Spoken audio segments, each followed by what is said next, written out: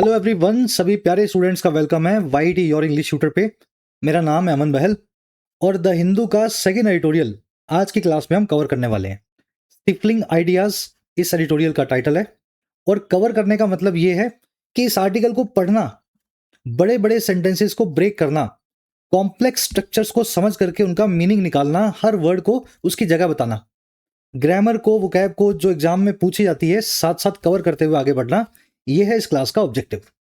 तो अगर किसी एग्जाम की प्रिपरेशन कर रहे हो या फिर अंग्रेजी सीखना चाहते हो फॉर जनरल पर्पजेस, 5 मिनट की क्लास में आप उस कॉन्फिडेंस को इस क्लास में फील करेंगे। चलिए शुरू करते हैं क्लास को बिना देरी के।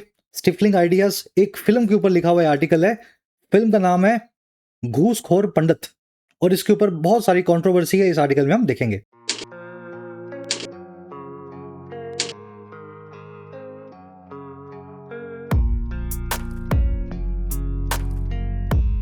कह रहा है जी स्टिफलिंग आइडियाज।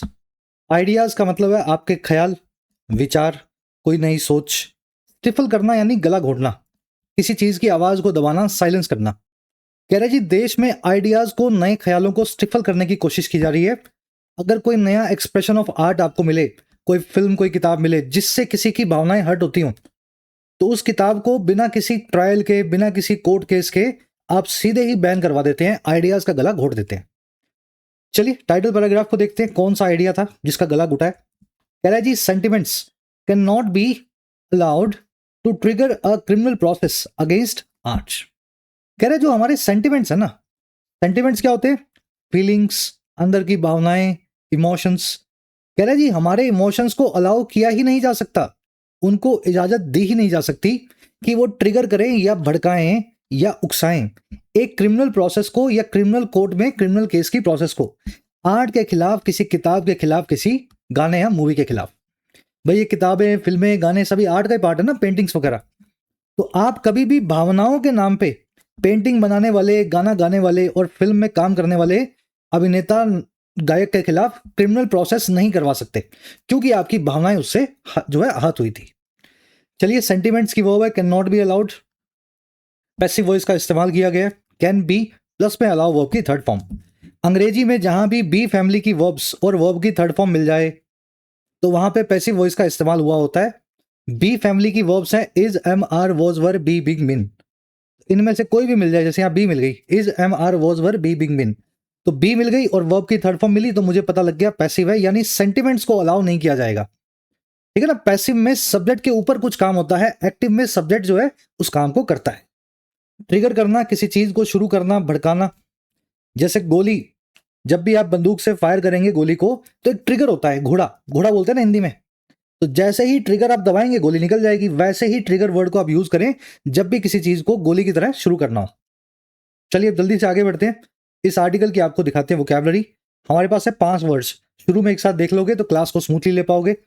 जरूर से इसको एक लाइक और एक शेयर दें अगर ये क्लास आपके कुछ काम आती है, ताकि इसी जोश के साथ में इन क्लासेस को रोज लाया जा सके। टेक्स्ट बुक की सेल अभी एक्टिव है 10 और 11 फरवरी को। 351 रुपए के छोटे से मामूली से प्राइस पे 1 साल का मॉक टेस्ट पास आप अवेल कर सकते हैं। इस मॉक टेस्ट पास में 2-2.5 लाख के करीब जो है मॉक टेस्ट मिलेंगे आपको। सेक्शनल मॉक टेस्ट, बड़े मॉक टेस्ट, छोटे मॉक टेस्ट और सारे एग्जाम्स कवर्ड हैं। एसएससी हो, बैंकिंग हो, डिफेंस हो, रेलवेज हो, सब कुछ इसमें आ जाएगा। प्रीवियस ईयर पेपर्स भी इस मॉक टेस्ट पास के अंदर अवेलेबल है। पास का बेनिफिट लेने के लिए कमेंट सेक्शन में जाएं, जो भी आपको प्राइस दिखाए उस पर कूपन लगा लेना YT10। इस कूपन को अप्लाई करते ही आपका मॉक टेस्ट प्राइस खट के हो जाएगा 351 रुपीज। अगेन 2 दिनों के लिए सेल है, जिन बच्चों को जेन्युइनली जरूरत है अपने पैसे को सेव करें। कमेंट सेक्शन में टेक्स्ट बुक का लिंक आपको मिलेगा। चलिए अब आ जाओ वोकैब पे। पहला वर्ड है जी अपने पास कैपिटुलेशन। ये वर्ड बना है कैपिटुलेट नाम की वर्ब से। कैपिटुलेशन का मतलब होता है सरेंडर, आत्मसमर्पण, चाहे वो फिजिकली हो या बातों में हो। मान लीजिए किसी से बहस कर रहे हैं आप, अब आपको लग रहा है कि मेरी बात नहीं मानी जाएगी, तो आप कैपिटुलेशन कर सकते हैं, कैपिटुलेट कर सकते हैं। या फिर किसी से झगड़ा कर रहे हैं फिजिकली, रशिया यूक्रेन की वॉर हो रही है, तो अगर यूक्रेन अगर कर दे आज सरेंडर तो यूक्रेन का कैपिटुलेशन हो जाएगा। नाउन और वर्ब, एडजेक्टिव, इनमें फर्क करना सीखो। कैपिटुलेशन सरेंडर यानी नाउन, कैपिटुलेट वर्ब यानी सरेंडर करना, दो अलग बातें हैं ना ये। चलो मैं एक छोटा सा एग्जांपल देता हूं, 2 मिनट आपके लगेंगे जरूर, लेकिन बड़ी काम की चीज है। आप हिंदी सभी अच्छे से जानते हो। 3 वर्ड लिख रहा हूं मैं, सुंदर, दूसरा वर्ड है सुंदरता और तीसरा वर्ड है सुंदर बनाना। हिंदी में अगर ये 3 वर्ड्स आपसे मैं शेयर करूं, आपको इन तीनों में कोई कंफ्यूजन नहीं है। सुंदर यानी जो अच्छा दिखता हो, सुंदरता यानी ब्यूटी, किसी के अंदर की अच्छाई, सुंदर बनाना यानी ब्यूटीफाई करना, किसी चीज को अच्छा बनाना। सुंदर क्या है जी? सुंदर एक एडजेक्टिव है, सुंदरता एक नाउन है, सुंदर बनाना एक वर्ब है। तीनों सुंदर सुंदर सुंदर है। तो ये सुंदर बंदर के चक्कर में कंफ्यूज नहीं होना। अंग्रेजी में भी ऐसे ही एडजेक्टिव नाउन और वर्ब फॉर्म में डिफरेंस करना सीखो। ठीक है, बढ़े आगे। चलो अब इस वर्ड को फटाफट अपने यूज करके देखते हैं। The sudden capitulation of the group and it's weeks of confrontation. अचानक से जो कैपिटुलेशन हुआ या सरेंडर हुआ इस ग्रुप का, उसने एंड कर दिया वर्ब की सेकंड फॉर्म लगा के कई हफ्तों के कन्फ्रंटेशन को या झगड़े को। कन्फ्रंटेशन मतलब दो पार्टियां जब किसी मामले को लेकर के एक दूसरे के फ्रंट में आ जाती हैं, एक दूसरे का सामना करने लगती हैं, तो उसको अंग्रेजी में बोलते हैं कन्फ्रंटेशन, झगड़ा भी बोल सकते हैं। चलिए, सरेंडर को कंसेशन, यील्डिंग, सरेंडर, सबमिशन, है ना, इन सभी वर्ड से बता सकते हैं। और कैपिटुलेशन का बिल्कुल उल्टा है, जब आप सरेंडर करने से मना कर दें, जब आप रेजिस्टेंस दिखाएं, डिफाइंस दिखाएं, रिफ्यूजल दिखाएं, ऑपोजिशन दिखाएं या परसिवरेंस दिखाएं। परसिवरेंस यानी किसी मामले के साथ बने रहना लगातार, चाहे आंधी आए तूफान आए, आप जिस काम में लगे हुए हैं, जिस काम को करने का मन में ठान लिया है, अगर उसमें लगे हुए हैं तो वो परसिवरेंस आपके अंदर की। चलिए अगला वर्ड अपने पास आज का थ्रेशोल्ड। देखिए दरवाजा जो है ना, इसकी ये दहलीज को बोलते हैं थ्रेशोल्ड। कोई भी कमरा, कोई भी दरवाजा, खिड़की, उसकी दहलीज जो होती है जहां से आप उसके अंदर घुसेंगे, वो कहलाती है थ्रेशोल्ड। अब इस चीज को, थ्रेशोल्ड को दरवाजे से, कमरे से हटा करके रूटीन लाइफ में लेकर के आओ। कोई भी ऐसा पॉइंट जहां से किसी दूसरी चीज की दहलीज शुरू हो, वो भी उसकी थ्रेशोल्ड कहलाती है। जैसे थ्रेशोल्ड हो सकती है महंगाई की, थ्रेशोल्ड हो सकती है आपके बजट की। भाई आपका बजट है महीने का मान लो 10,000 रुपए, तो ये आपकी 10,000 की थ्रेशोल्ड है। 10,000 की दहलीज को आप कवर जो है कभी भी क्रॉस नहीं करोगे, 12,000 नहीं होने दोगे। तो जरूरी नहीं है दरवाजे पे ही, खिड़की पे ही थ्रेशोल्ड नाम का वर्ड यूज हो, सीमा की जगह कहीं भी इसका इस्तेमाल हो सकता है। Inflation cross the threshold that alarms policy makers. Inflation ने, महंगाई ने क्रॉस कर दिया है उस दहलीज को जो कि अलार्म कर देती है, परेशान कर देती है पॉलिसी मेकर्स को, पॉलिसी बनाने वाले अधिकारियों और नेताओं को। पॉलिसी मेकर वर्ड का मतलब होता है बड़े बाबू, अफसर, है ना, ये आईएएस, बड़े बड़े और सरकारी जो है नेताजी, जो मिनिस्ट्री संभाल करके बैठे हैं, एग्जीक्यूटिव्स हैं, वो सभी पॉलिसी मेकर्स का पार्ट है। चलिए दहलीज के लिए एक और अच्छा वर्ड है अंग्रेजी में हमारे पास, बेंचमार्क।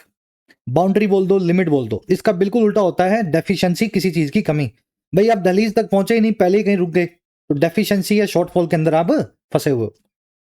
चलिए अगला वर्ड आज का जो इस क्लास में आप देखेंगे वो है सटायर। बड़ा कॉमन सा वर्ड है। सटायर का मतलब होता है उपहास या व्यंग्य। कोई बात जो सच हो लेकिन मैं उसको इस तरीके से बोलूं, सच्ची बात भी आपको जो हंसी मजाक की लगे, बस वही व्यंग होता है ना। हंसते हंसते सच्चाई बोलना ही सटायर कहलाता है। चलिए आयरोनी, पैरोडी, मॉकरी और लैम्पून, ये 4 अच्छे वर्ड्स हैं व्यंग्य के। लैम्पून नाम का वर्ड जरूर देख लेना, आज की क्लास में वैसे आया नहीं है लेकिन नया आपके लिए, मैंने आज के क्विज में इसको पूछा है। द कॉलम यूज्ड सटायर और लैम्पून टू क्वेश्चन पॉलिटिकल हिपोक्रेसी। ये कॉलम जो था, कॉलम का मतलब क्या होता है? न्यूज़पेपर का आर्टिकल। आप देखो कोई न्यूज़पेपर है, उसमें ऐसे ऐसे आर्टिकल लिखे होंगे, एक बड़ा होगा फिर 3 छोटे होंगे, तो ये छोटे छोटे जो आर्टिकल जो खंबे की तरह खड़े हैं, इनको बोलते हैं कॉलम्स। कह रहा है ये खंबे की तरह खड़ा हुआ आर्टिकल साइड में न्यूज़पेपर के कॉलम, ये इस्तेमाल करता था व्यंग का, उपहास का, सटायर का, सवाल उठाने के लिए, पॉलिटिकल हिपोक्रेसी पे, राजनीतिक अवसरवादिता पे।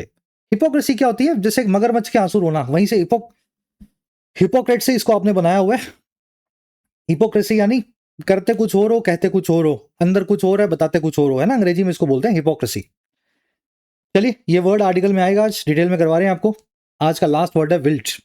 ये पौधा देख रहे हो, हिंदी में इसको क्या बोलते हो? अंग्रेजी में बोलते हैं ये पौधा विल्ट कर रहा है, ये विल्टेड पौधा है, यानी मुरझाया हुआ। विल्ट का मतलब होता है किसी चीज का स्ट्रेंथ को, फॉर्मनेस को खो देना।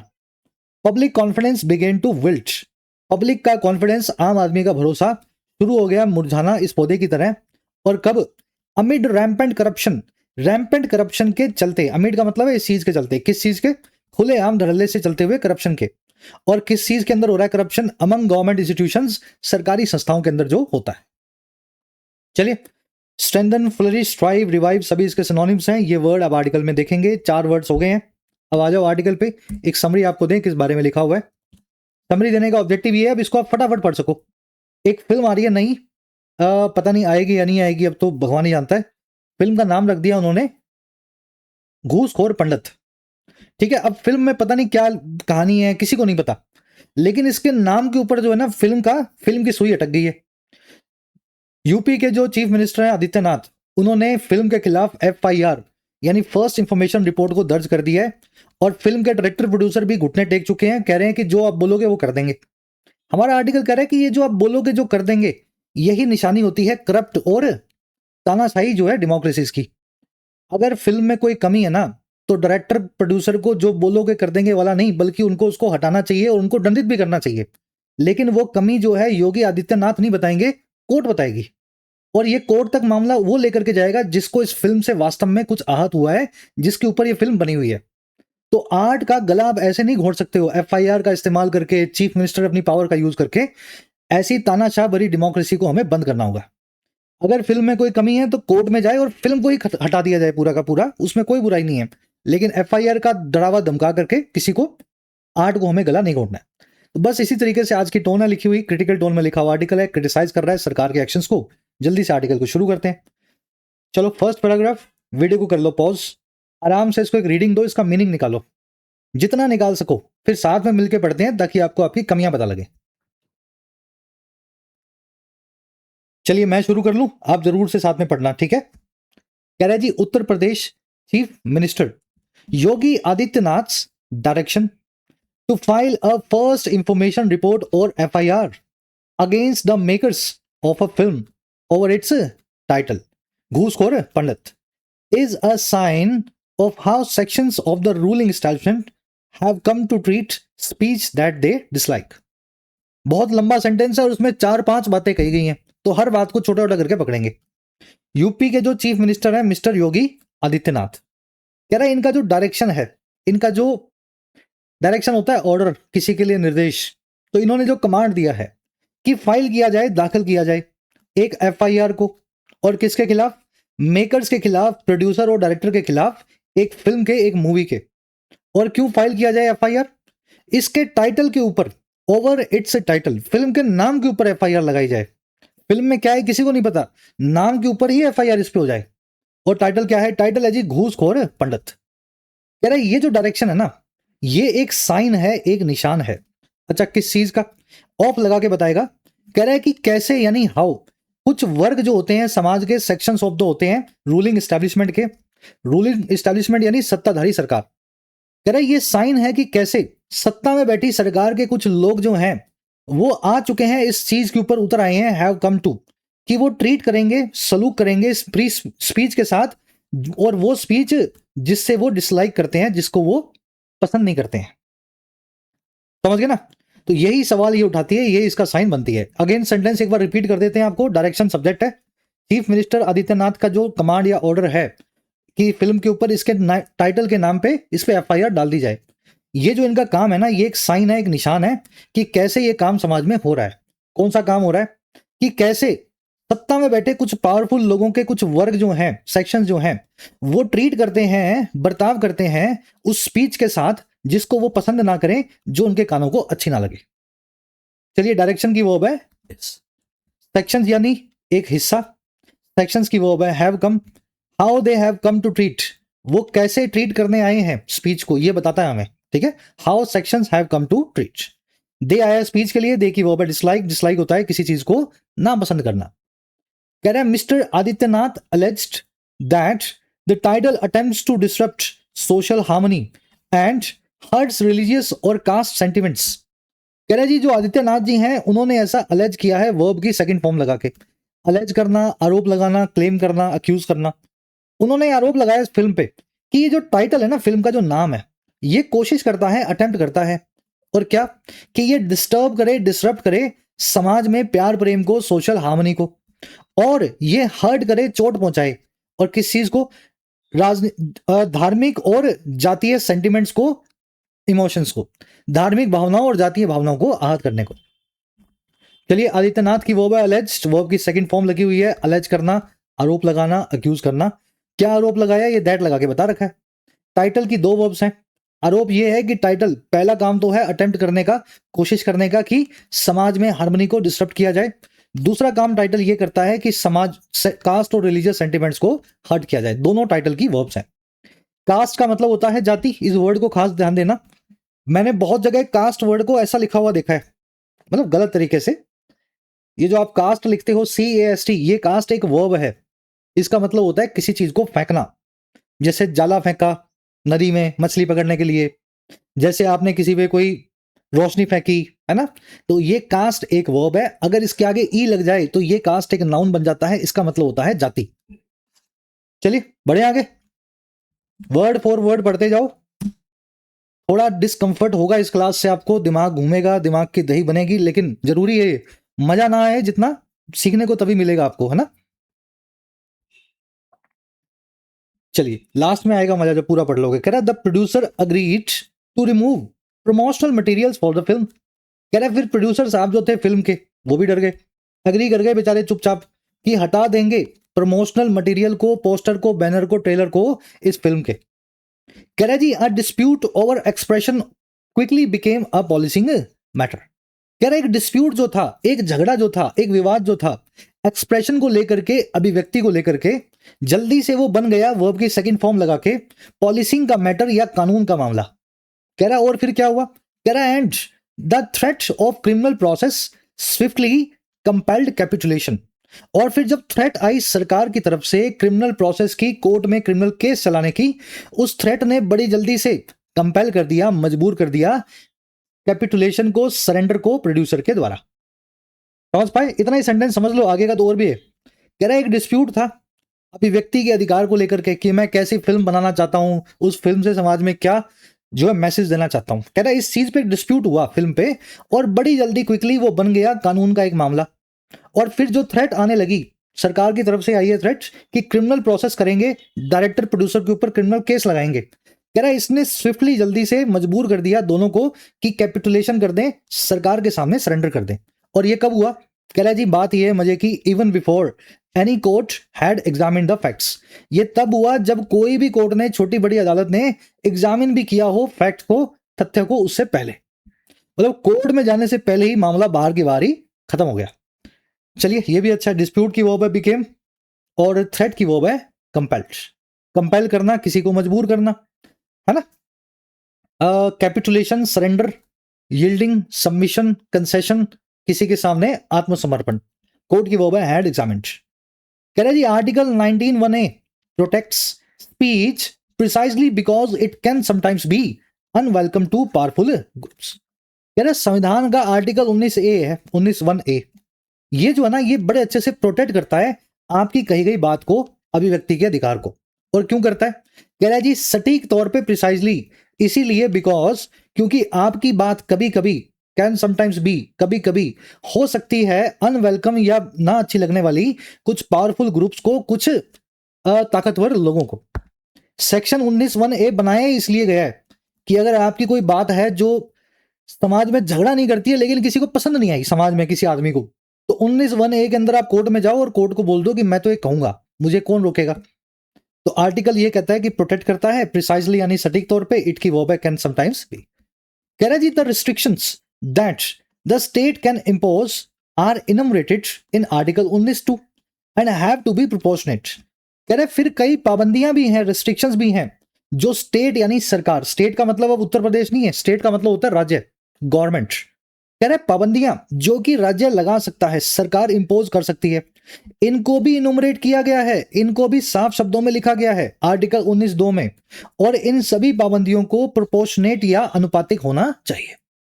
तो अगर सरकार को लगे कि कोई स्पीच, कोई मूवी, कोई फिल्म, कोई पेंटिंग समाज की भावनाओं को आहत कर रही है, तो संविधान में लिख करके बताया गया कि सरकार क्या क्या काम कर सकती है ना, उस गाने के साथ, फिल्म के साथ या मूवी के साथ। चलिए रेस्ट्रिक्शंस की वर्ब है आर इनुमरेटेड। इनुमरेट करना यानी किसी चीज को नंबर वाइज लिस्ट के अंदर बताना, नंबर 1 ये, नंबर 2 ये, नंबर 3 आप ये कर सकते हो। जब एकदम साफ शब्दों में पॉइंट वाइज, बुलेट वाइज कोई चीज आप बताते हो ना, उसको अंग्रेजी में बोलते हैं इनुमरेट करना। चलिए रेस्ट्रिक्शंस की दूसरी वर्ब है have. Restrictions have to be, restrictions को होना पड़ेगा प्रोपोर्शनेट। प्रोपोर्शनेट आपको मैंने बताया हुआ वर्ड बहुत बार। प्रोपोर्शन का मतलब होता है अनुपात। प्रोपोर्शनेट वो दो चीजें हैं जो अनुपातिक तौर पे बराबर है, जैसे 3/7 और 9/21 देखने में कितने भी अलग हों लेकिन अनुपातिक तौर पे बराबर है ना। इसी तरीके से पाबंदी भी प्रोपोर्शनेट होनी चाहिए, छोटे काम पे छोटी पाबंदी, बहुत बड़े काम पे बड़ी पाबंदी। चलो आ जाओ नेक्स्ट पैराग्राफ। रीडिंग लेना है इसको साथ साथ, अब ग्रामर को करेंगे एक एक करके।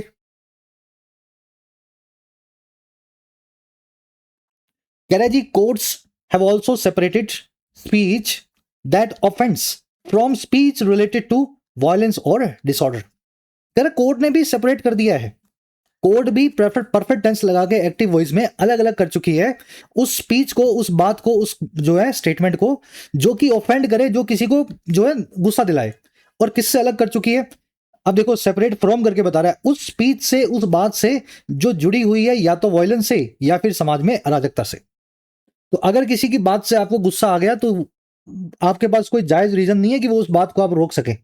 समाज में वायलेंस फैलती हो, डिसऑर्डर होता तो अलग बात है। तो कोर्ट ने भी दोनों तरह की बातों के बीच का डिफरेंस हमें बताया है। कोर्ट्स की वर्ब है हैव सेपरेटेड, ठीक है, एक्टिव में, और दैट की वर्ब है offence. Separate something from something, किसी चीज को दूसरी चीज से सेपरेट करना, अलग करना। वायलेंस का मतलब होता है हिंसा। कह रहा है जी in the present case the FIR is a threat issued by a chief minister no less to mobilize the coercive machinery of criminal law। कह रहा है अगर इस प्रेजेंट केस में देखें आप, इस फिल्म का जो नाम जिसका आपने सुना अभी, कह रहा है इस फिल्म के केस में देखें हैं तो ये जो FIR है ना, ये एक थ्रेट है फिल्म बनाने वालों के खिलाफ, एक उनको एक चुनौती या धमकी है, और ये इश्यूड बाय है थ्रेट एक चीफ मिनिस्टर से कम के आदमी के द्वारा नहीं। नो लेस का मतलब है जिसने की है वो चीफ मिनिस्टर से कम नहीं है, मतलब चीफ मिनिस्टर ही है। तो कह रहा है ये थ्रेट ऐसी आई है डायरेक्टर को, प्रोड्यूसर को, बेचारे को, सीधे जो चीफ मिनिस्टर से आई है। और थ्रेट किस चीज की है कि ये जो चीफ मिनिस्टर है आदित्यनाथ, ये मोबिलाइज कर देगा या फिर ये लाम बंद कर देंगे। मोबिलाइज करना यानी किसी चीज को यूज करना जिस चीज के लिए वो बनी है, तो ये काम में लेंगे, इस्तेमाल में ले आएंगे, मोबिलाइज कर देंगे स्टेट की कोवर्सिव या दबाव देने वाली मशीनरी को, राज्य के उस तंत्र को जो है क्रिमिनल लॉ का या फिर कोर्ट में चलने वाले केसेस का। कह रहा है जी ये जो पूरा काम है ना, this is a sign that state fears public debate and wants to flatten the issue to a matter of discipline। कह रहा है ये जो पूरा काम हुआ है ये एक साइन है कमजोरी का, ये एक निशान है इस चीज का कि जो राज्य है, जो सरकार है, उसको डर लगता है कि लोग कहीं बातचीत ना करने लगे किसी मामले पे, फिल्म के ऊपर, और राज्य चाहता है कि वो फ्लैटन कर दे, सपाट कर दे, दबा करके पापड़ बना दे इस पूरे इशू का, एक मैटर ऑफ डिसिप्लिन की तरह, एक अनुशासन भरी कार्रवाई के मामले की तरह। भाई अगर किसी फिल्म से आपको डर लगे तभी आप बोलोगे ना कि मैं FIR कर रहा हूं, इसके टाइटल को चेंज करो। अगर आपको डर ना लगे तो आप सरकार हो, आपका काम है शासन करना, है ना, लोगों की सेवा करना। तो आप फिल्म को पब्लिश होने दो, उस पर पब्लिक डिबेट होने दो, कोर्ट को, लोगों को डिसाइड करने दो कि फिल्म गलत है या सही है।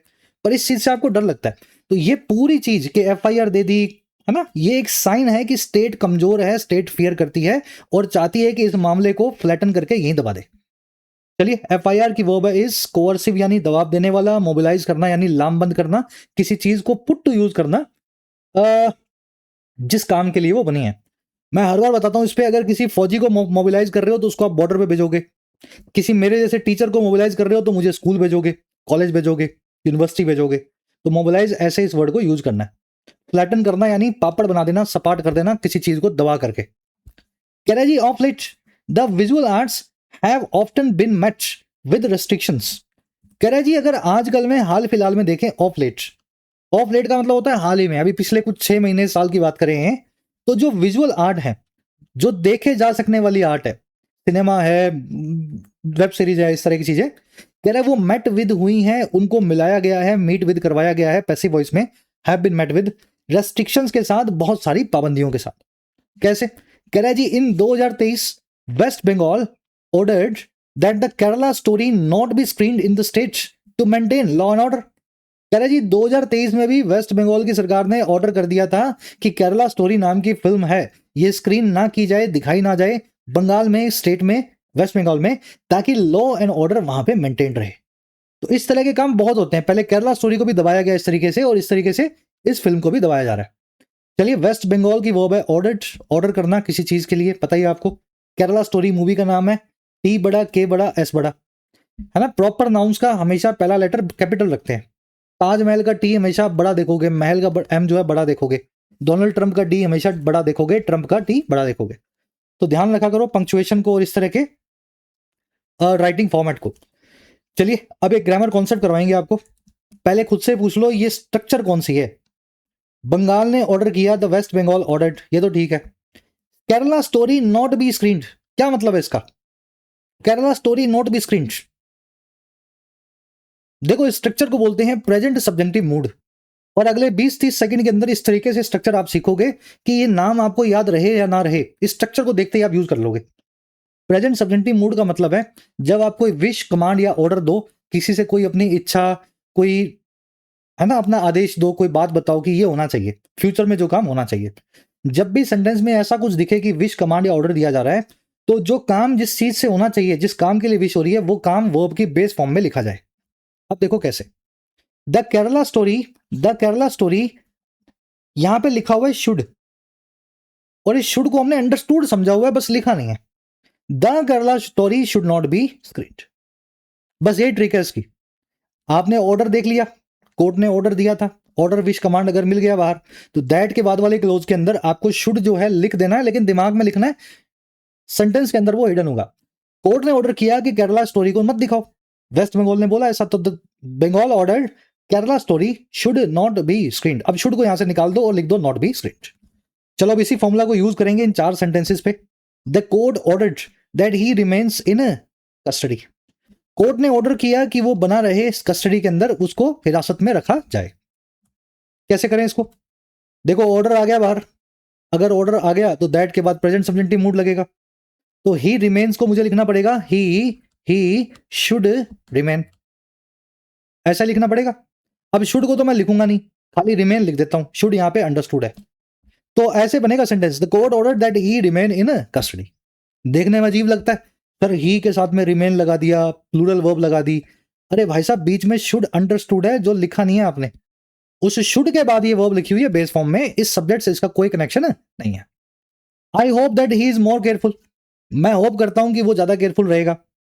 फ्यूचर की बात हो रही है तो ही इज की जगह पे ही शुड भी लिखना चाहिए, he should be more careful. Should को निकाल दो और क्या लिख दो, I hope that he be more careful. Again should यहां अंडरस्टूड है, नहीं लिखा हुआ। He insisted that the report be verified, उसने इंसिस्ट किया कि रिपोर्ट को वेरीफाई करवाया जाए। वैसे वो इसमें काम हो रहा है, इज वेरीफाइड की जगह आएगा शुड बी वेरीफाइड, है ना? तो शुड बी प्लस वर्ब की थर्ड फॉर्म ऐसे ही बनेगा पैसिव। अब शुड को निकाल दो, तो she insisted that the report be verified. बस यहां भी वही हुआ, the Kerala story B script. Last sentence खुद से करने को दे रहा हूं आपको, बहुत आसान है, 10 पैसे का क्वेश्चन है, मतलब ये कॉन्सेप्ट जो है 10 पैसे का कॉन्सेप्ट है सीख जाने के बाद। तो सभी लोग इसको ट्राई दें कमेंट्स में, खुला हुआ comment section. I wish that the truth is revealed to everyone, मैं ऐसा चाहता हूं कि सच जो है सबके सामने लाया जाए, the truth is revealed to everyone. चलिए सभी इसको ट्राई देंगे, क्लास वर्क है, क्लास के साथ साथ किया करो। आ जाओ नेक्स्ट पैराग्राफ पे।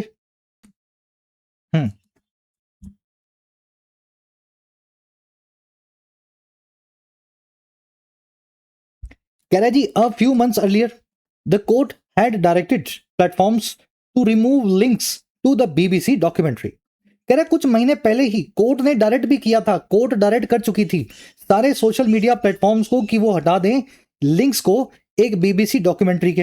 अब उसका नाम क्या है? उसका नाम है ये इंडिया द मोदी क्वेश्चन। कह रहा है ये सारा काम कैसे हुआ था? कह रहा है ये सेंटर ने डायरेक्ट तो किया था, सरकार ने किया था, sense a judicial finding on the illegality. Sense यानी विदाउट, अंग्रेजी में विदाउट के लिए एक पुराना वर्ड होता था सेंस, आज से 100, 150, 50 साल, 100 साल पुराना। आजकल ये यूज नहीं होता, सिर्फ पोइट्री में आता है, पर ये एडिटोरियल वाले फिर भी कर देते हैं। कह रहे सेंटर ने डायरेक्ट किया था कि इस मूवी को हटा दिया जाए, डॉक्यूमेंट्री को, बिना किसी जुडिशियल फाइंडिंग के, कोर्ट की किसी ऑब्जर्वेशन के, इस पूरे मामले की इलीगैलिटी पे कि ये इलीगल है या लीगल है, इस पे कोई कोर्ट के अंदर कभी तक मामला कभी ये गया ही नहीं। कह रहा है जी other examples includes all of these. कह रहा है और भी एग्जाम्पल्स हैं जिनमें सारे शामिल हैं। पहली फिल्म है कॉम दे हीरे 2014 की, इंडियाज डॉटर 2015 की, पद्मावत 2018, फिर डॉक्यूमेंट्री आई थी इनफिल्ट्रेटिंग ऑस्ट्रेलिया, बहुत शानदार डॉक्यूमेंट्री है, हालांकि कंट्रोवर्शियल है, कभी मिले तो देखना इसको, infiltrating Australia, India secret war and contract to kill. ये सारी बहुत अच्छी अच्छी या खराब जो भी मानो फिल्में डॉक्यूमेंट्रीज आई थी, ये सभी के सभी एग्जांपल्स हमारे सामने हैं। चलो अगला पैराग्राफ कह रहा है in a diverse society people can plausibly say they are hurt by many things. कह रहा है एक डाइवर्स समाज में, डाइवर्स यानी विविधता भरा, जिसमें अलग अलग जाति, पॉलिटिकल आइडियोलॉजी, कल्चर के लोग हों, भाषा के लोग हों, कह रहा है ऐसे समाज में लोग जो हैं बड़े ही प्लॉसिबल मैनर में, संभावित तरीके से ऐसा कह सकते हैं कि वो हर्ट है काफी चीजों के द्वारा।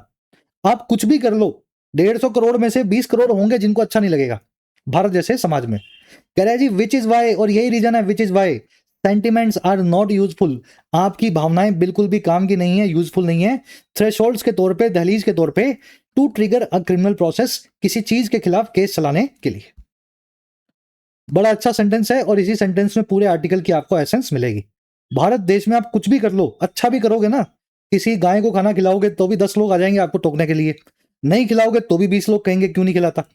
तो भारत जैसे समाज में सेंटिमेंट आधार हो ही नहीं सकता किसी चीज के खिलाफ केस चलाने का।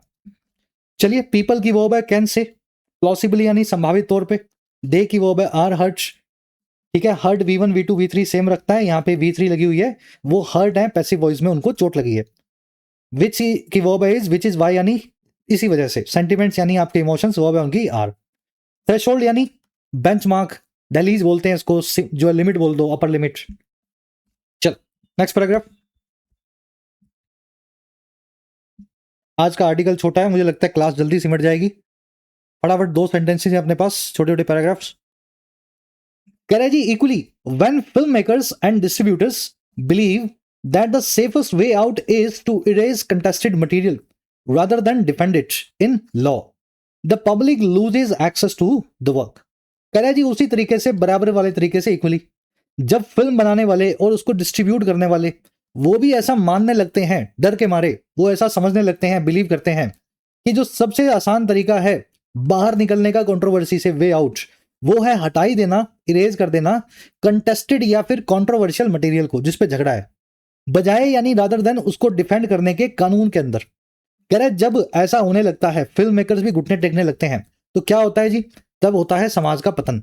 तब ये सारे काम होते हैं जो उसने आगे लिखे हुए हैं। कह रहा है जी पहला काम तो ये होता है पब्लिक को उस वर्क का एक्सेस लूज कर देती है, लोगों तक वो काम कभी पहुंच ही नहीं पाता। दूसरा काम ये होता है courts lose the chance to clarify legal standards, courts भी लूज कर देती है एक मौके को कि वो लीगल स्टैंडर्ड्स, कानूनी मापदंडों को क्लैरिफाई कर सके। अगर वो केस सुने, मूवी में कुछ गलत पाया जाए, तो कोर्ट एक आगे के लिए एक स्टैंडर्ड बना दे, बेंचमार्क बना दे, है ना, आगे से ऐसी मूवी नहीं बननी चाहिए या इस तरह की कहानी हमें नहीं करनी है। पर कोर्ट तक मामला पहुंचा ही नहीं, तो ना पब्लिक तक वो काम पहुंचा, ना कोर्ट तक वो केस पहुंचा। Society loses a chance to exercise the democratic response, समाज भी कुछ लूज करता है एक मौके को, जो है इस्तेमाल में लाने का, एक्सरसाइज करने का, एक जनतांत्रिक रिस्पॉन्स की प्रणाली को। और किस चीज के लिए, कंट्रोवर्शियल आर्ट के लिए, विवादास्पद आर्ट के लिए। अब वो क्या हो सकता है, डेमोक्रेटिक रिस्पॉन्स होता है एग्जाम्पल, या तो बॉयकॉट करे समाज, या फिर सटायर करे, व्यंग करे उस चीज पे, सामने से उसकी खिल्ली उड़ाए, तो समाज के पास भी ये मौका निकल जाता है। कह रहा जी लास्ट में, and over time the market place of ideas wilts. कह रहा जी धीरे धीरे जो मार्केट प्लेस है, पूरा जो बाजार है आइडियाज का, नए ख्यालों का, वो बाजार ही मुरझा जाता है। कभी आप ये नहीं सुनोगे कि यूएस में, कनाडा में एक फिल्म आई थी ब्राह्मण और जो है उनके लिए, या कालों के लिए, गोरों के लिए, उस फिल्म को बैन कर दिया। हमारे यहीं पे इतना टाइम है, लोगों के पास इतना माथा मारने के लिए एनर्जी है कि कौन सी फिल्म में क्या नाम है उसका, है ना, उसके लिए उस पर केस कर देंगे। तो जब जब ये फिल्म मेकर्स भी डर के मारे घुटने टेकते हैं ना, तो समाज को ये सारे नुकसान होते हैं, लोगों तक आर्ट नहीं पहुंचती है, कोर्ट तक केस नहीं पहुंचता है, समाज तक अपना रिस्पॉन्स देने का जो उनके पास ताकत है उसको वो यूज नहीं कर पाता है समाज, और धीरे धीरे पूरा का पूरा ख्यालों का बाजार ही मुरझाने लगता है। चलिए स्ट्रक्चर है, लंबा सेंटेंस है, स्ट्रक्चर देख लो। डिस्ट्रीब्यूटर्स और फिल्म मेकर्स की वर्ब है बिलीव, वे आउट यानी बाहर निकलने का रास्ता, वर्ब है इसकी इज, कंटेस्टेड यानी जिस पे झगड़ा हो, जो कंट्रोवर्शियल हो, पब्लिक की वर्ब है लूजेस, कोर्ट की वर्ब है लूज, सोसाइटी की वर्ब है लूजेस। सटायर का मतलब होता है लैम्पून या व्यंग, है ना, एक्सरसाइज करना यानी इस्तेमाल में लाना, कंट्रोवर्शियल यानी विवादास्पद, मार्केट प्लेस की वर्ब है विल्ड्स। कह रहा है जी speech is not always free of consequences. कह रहा है जो स्पीच होती है ना, कभी भी फ्री ऑफ कॉन्सिक्वेंसेज नहीं होती है हमेशा। आप कुछ भी बोल लो, उसका रिजल्ट कुछ ना कुछ होगा, 4 लोग खुश होंगे, 10 लोग गाली भी देंगे। Speech is not always free of consequences. कह रहा है जी but the state bears the burden to examine it with specificity. लेकिन स्टेट का ये काम है, स्टेट बेयर द बर्डन करता है, इस पूरी बर्डन को अपने कंधे पे रखता है कि वो हर एक ऐसी स्पीच को एग्जामिन करे और कैसे करे, स्पेसिफिसिटी के साथ, प्रिसीजन के साथ, सटीक पने के साथ। चलिए, स्पीच की वर्ब है स्टेट की वर्ब है बेयर्स, बेयर द बर्डन करना, किसी चीज की जिम्मेदारी को लेना। स्पेसिफिसिटी का मतलब है एकदम सटीक होकर के किसी चीज को एग्जामिन करें आप, भावनाओं में बह करके नहीं, बल्कि लीगलिटी या कानून के हिसाब से। चलिए, लास्ट पैराग्राफ आपको फटाफट कवर करवाएंगे, उससे पहले छोटा सा एक कॉन्सेप्ट है, इसको यहीं पे समझा देता हूं, अलग से नहीं लिख रहा हूं। देखिए, अंग्रेजी में बजाय के लिए दो वर्ड्स हैं, दो फ्रेजेस हैं। पहला तो है रादर देन और दूसरा है इंस्टेड, इंस्टेड ऑफ। आजकल की अंग्रेजी में दोनों को इंटरचेंजेबली यूज किया जाता है, कोई फर्क नहीं है इनमें। इंस्टेड ऑफ लिख दो, रादर देन लिख दो। चाय के बजाय कॉफी पीऊंगा, instead of tea I will have जो हैव कॉफी, या rather than coffee I will have tea. Modern अंग्रेजी में बोलने चलने लिखने में दोनों में कोई फर्क नहीं है। लेकिन जो अंग्रेजी घिसी पिटी हम पढ़ते हैं, जो एग्जाम के काम आती है, आपके बैंक, एसएससी, यूपीएससी में पूछी जाती है, उसमें इंस्टेड ऑफ अपने बाद लेता है वर्ब की आईएनजी फॉर्म और रादर देन अपने बाद लेता है वर्ब की बेस फॉर्म। और अगर बजाय के लिए कोई नाउन इस्तेमाल करना हो, बजाय कॉफी के चाय पीऊंगा, तो कॉफी एक नाउन है ना, नाउन के साथ में दोनों में से कोई भी लगा दो। तो ये पुरानी घिसी पिटी अंग्रेजी जो अंग्रेज छोड़ के चले गए 100 साल पहले, 70 साल 75 साल पहले, उस अंग्रेजी में ऐसा हुआ करता था जो आज भी चल रहा है। तो याद रखना इसको भाई, एग्जाम देना है आपको। इंस्टेड ऑफ के बाद में वर्ब की आईएनजी फॉर्म या नाउन, रादर देन के बाद में वर्ब की बेस फॉर्म या नाउन। तो यहाँ पे डिफेंड लिखा हुआ है ना, तो रादर देन का इस्तेमाल हुआ, विच इज करेक्ट। अगर इंस्टेड ऑफ लगा देता तो अंग्रेजों के हिसाब से यहाँ पे डिफेंडिंग लिखना पड़ता। चलो आगे बढ़ेंगे, ये कॉन्सेप्ट याद रखना, आज का क्विज में पूछा हुआ है। लास्ट पैराग्राफ है, फटाफट इसका मीनिंग निकाल दो। कह रहा है a more sensible response when there is credible claim of unlawfulness is the aggrieved party to seek judicial relief. कह रहा है और एक सेंसिबल रिस्पॉन्स, और ज्यादा समझदारी भरी प्रतिक्रिया, जब एक क्रेडिबल या भरोसेमंद क्लेम हो इलीगैलिटी का, अनलॉफुलनेस का, या फिर गैर कानूनी पने का। कह रहा है अगर आपको पता ही लग जाए कि फिल्म में कुछ गैर कानूनी था या है, तो एक और ज्यादा सेंसिबल रिस्पॉन्स जो है ना, वो ये होगा, वो होगा अग्रीव्ड पार्टी के लिए, आहत वर्ग के लिए, कि वो सीख करे या मांगे जुडिशियल रिलीफ को, कोर्ट से जाकर के राहत को। और क्या करे फिर, रिकॉर्ड द रीजंस, अपने कानून रीजन जो है आहत होने के, उनको कोर्ट में रिकॉर्ड करे। And adopt the least restrictive measure, और अडॉप्ट करे या अपनाए ऐसे एक कदम को जो लीस्ट रिस्ट्रिक्टिव हो, कम से कम पाबंदी लगाने वाला हो। जैसा कि वेस्ट में होता है, अगर आपको किसी मूवी से दिक्कत है तो चुपचाप आप कोर्ट में जाते हो, वकील हायर करते हो, है ना, आपका समाज जो है कोर्ट में जाएगा, अपने कारण जो है कोर्ट को बताएगा लिखित में, और फिर कोर्ट से बोलेगा कि इस फिल्म की, इस गाने की, इस पेंटिंग की विजिबिलिटी को थोड़ा कम कर दिया जाए, ये आर्ट हमारे समाज को आहत करती है। तो ये होना चाहिए, लेकिन पता नहीं कब होगा ये। क्लेम की वर्ब है इज, क्रेडिबल यानी भरोसेमंद, रिस्पॉन्स की वर्ब है is, sensible response is for the agreed party. Agreed party वो है जो ग्रीव से, दुख से गुजर रही है, जिसको कष्ट है, पीड़ा है, उसको अंग्रेजी में बोलते हैं अग्रीव्ड। कह रहा है जी taking executive action flies in the face of this constitutional process. कह रहा है एग्जीक्यूटिव एक्शन लेना, सरकार के द्वारा, एग्जीक्यूटिव के द्वारा खुद ही कदम उठा लेना, ये पूरा काम ही fly in the face of करता है, अवहेलना करता है, बेकदरी करता है कॉन्स्टिट्यूशनल प्रोसेस की या संवैधानिक प्रक्रिया को। चलिए, टेकिंग सब्जेक्ट है यहाँ पे जीरेंट, वर्ब की आईएनजी फॉर्म, वर्ब इसकी flies in the face of. Fly in the face of करना यानी किसी की बात को, अथॉरिटी की बात को अनसुना कर देना। संविधान कहता है कि आपको ये करना है, लेकिन आप नहीं कर रहे, तो you fly in the face of the provisions of the constitution. तो ये बहुत अच्छा फ्रेज है अंग्रेजी में, अथॉरिटी की बात ना मानने का। इसके लिए एक और अच्छा फ्रेज है, थंब वंस नोज। आप अपने एक काम करो, अंगूठे को नाक पे रखो और दूसरी उंगली को सीधा कर दो, छोटी वाली को। तो आप क्या कर रहे हैं, सामने वाले को चिढ़ा रहे हैं, अथॉरिटी को कह रहे हैं कि जो कह रहे हो मैं नहीं मानूंगा। खुद से करके देखो ताकि याद रहे आपको, थंब वंस नोज करना, सामने वाले को चिढ़ाना। चलिए, कह रहा है जी it is mister Adityanath responsibility. कह रहा है ये योगी आदित्यनाथ जी की रिस्पॉन्सिबिलिटी है, जिम्मेदारी है सीएम होने के नाते। और क्या, टू एंश्योर पब्लिक ऑर्डर, कि वो समाज में कानून व्यवस्था को एंश्योर करें। और कब, while allowing people to express themselves, जबकि वो अलाउ कर रहे हो या जहां वो इजाजत भी दे रहे हो लोगों को अपने आप को एक्सप्रेस करने की। और कह रहे क्यों, not to maintain it by curtailing expression together. और कह रहे मेंटेन ना करें योगी आदित्यनाथ इस लॉ एंड ऑर्डर को कर्टेल करके या काट छांट करके एक्सप्रेशन के अधिकार को, अभिव्यक्ति के अधिकार को पूरी तरह। तो ये जिम्मेदारी है योगी आदित्यनाथ की कि आप पब्लिक ऑर्डर को बना करके रखें और लोगों को अभिव्यक्ति के अधिकार का मौका दें एक्सरसाइज करने का, ना कि आप उनके अभिव्यक्ति के अधिकार को काट छांट करके पूरे तरीके से हटाई दें, क्योंकि आपको लॉ एंड ऑर्डर को मेंटेन करना था। चलिए, दो वर्ड्स हैं अपने पास। ये क्रेडिबल ऊपर आया ही था, क्रेडिबल का मतलब होता है भरोसेमंद, ठीक है। ये वर्ड बना है क्रेड नाम के रूट से। क्रेड नाम की एक ऐप भी आती है जिससे आप क्रेडिट कार्ड का बिल भरते हो। क्रेड नाम का रूट अंग्रेजी में कहता है भरोसा, विश्वास। अब देखो, क्रेड से बना क्रेडिबल और क्रेडुलस, दोनों वर्ड्स के बीच का डिफरेंस आपको पता होना चाहिए। क्रेडिबल वो चीज है जिसपे आपको क्रेड आता हो, भरोसा आता हो, जो भरोसेमंद हो। क्रेडुलस वो इंसान है जो बहुत जल्दी भरोसा कर लेता हो, उसको आप कुछ भी बोल तो मान लेगा। समझ पाए? दोनों अलग अलग चीजें हैं। क्रेडिबल यानी जो बहुत सच्ची या भरोसेमंद चीज लग रही हो, क्रेडुलस यानी बड़ा सीधा साधा आदमी या औरत, लड़का या लड़की, जो किसी की भी बात का जल्दी से भरोसा कर लेता हो। अब इन दोनों के एंटोनिम भी बनाने सीख लो, इनक्रेडिबल और इनक्रेडुलस।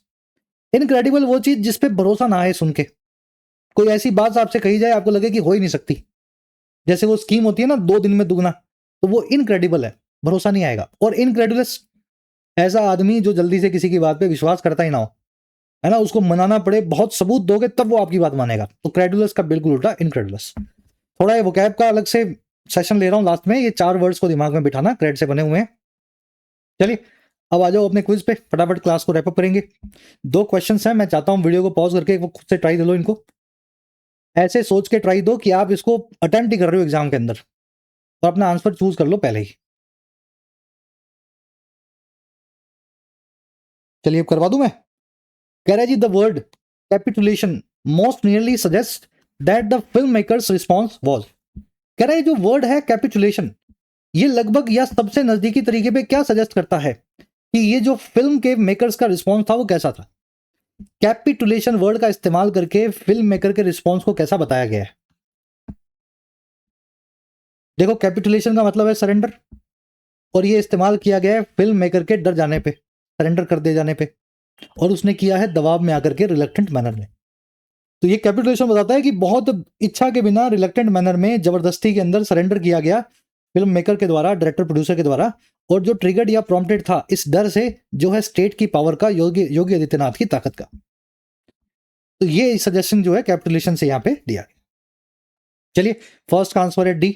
सेकंड में आ जाओ। कह रहा है जी, market place of idea builds. इस बात से आर्टिकल में कवि क्या कहना चाह रहा है, कवि की बात का भावार्थ क्या है। Market place of idea builds, कौन सा ये मार्केट प्लेस है, बाजार है आइडियाज का जो बिल्ड कर जाता है। और बिल्ड करना क्या होता है, इजी है ना, अच्छे से आपने पूरा आर्टिकल पढ़ा है। तो आइडियाज बिल्ड कर रहे हैं, बाजार बिल्ड कर रहा है, यानी नए ख्याल जो है बाजार में खत्म हो रहे हैं। क्योंकि जब भी कुछ नया आपके दिमाग में आएगा तो आपके दिमाग में योगी आदित्यनाथ आ जाएंगे कि मेरे ऊपर कोई केस ना लग जाए, है ना। तो इससे क्या होता है जी, weakening of democratic engagement and debate हो जाता है इस वजह से, है ना। Market place of ideas build होते हैं, इससे एक सेंसरशिप क्या होती है, तो उससे रिजल्ट क्या होता है, डेमोक्रेटिक एंगेजमेंट और डिबेट खत्म हो जाता है बाजार में। चलिए, सेकंड का आंसर बनेगा ए, फर्स्ट का आंसर बनेगा। चलिए, अब कुछ क्वेश्चंस हैं, मुझे पता है गलत ही हुए हैं आपके दोनों, ये टेढ़े मेढ़े बना दिए मैंने ज्यादा। बीच के कुछ क्वेश्चंस मेरे ख्याल से सही करोगे आप। लैम्पून का सिनोनिम पूछा आपसे।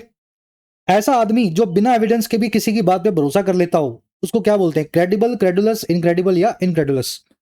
To nose one's thumb at something, अपने अंगूठे को नाक पे लगा करके किसी को चिढ़ाना, इसको क्या कहते हैं, इसका मीनिंग क्या है, ये करवाया था आपको।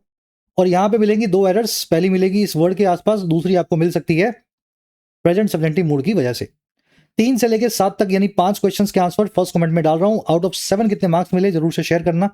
2 मिले हो, 5 मिले हो, 7 मिले हो, बताया करो, है ना। कमेंट सेक्शन आपके लिए खुला हुआ है, और मैं तो कोशिश करता हूं पर्सनली सभी कमेंट्स को पढूं और रिप्लाई करूं। चलिए, कल आपसे मुलाकात लेंगे sure. Until then, signing out.